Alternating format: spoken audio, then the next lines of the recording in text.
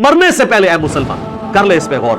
کتابوں کا خدا اور ہے, بابوں کا خدا اور ہے. کہنے کو تو دین سب کا اسلام ہے, لیکن کتابوں کا جہاں اور ہے, بابوں کا جہاں اور.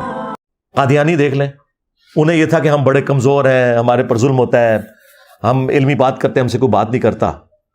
میں نے ان کے اصول اور مبادی کے اوپر ان کو گرا دیا کہ تمہارا یہ جو دجال تھا اس نے تو اپنی کتابوں میں حدیثوں کے حوالے تک غلط دیے ہوئے ہیں.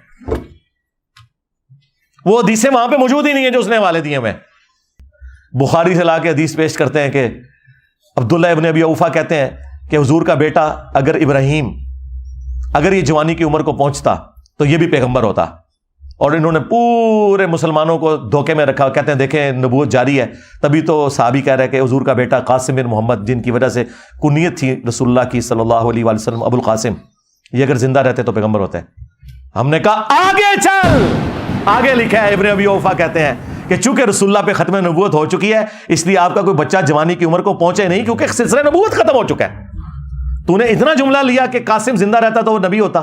میں بھی کہتا ہوں کہ حضور کا اگر کوئی بیٹا جوانی کی عمر کو پہنچتا تو نبی ہوتا اگر حضور خاتم النبیین نہ ہوتے. آگے لکھا ہوا ہے اور یہ قرآن میں بھی ہے, ما کان محمد ابا احد من رجالکم ولکن رسول اللہ وخاتم النبیین.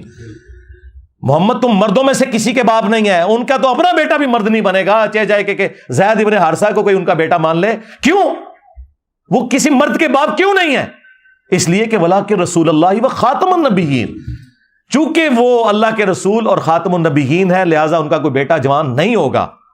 کیونکہ یہ تو بڑی عجیب بات تھی کہ ابراہیم کا بیٹا پیغمبر ہو اور محمد رسول اللہ کا بیٹا پیغمبر نہ ہو. یہ ہو نہیں سکتا تھا. تو اللہ نے کلیئر کیا کہ ان کے بیٹا پیغمبر اس لیے نہیں کہ یہ خاتم النبیین ہے, ان کا کوئی بیٹا اپنا جوانی کی عمر تک پہنچے گا بھی نہیں.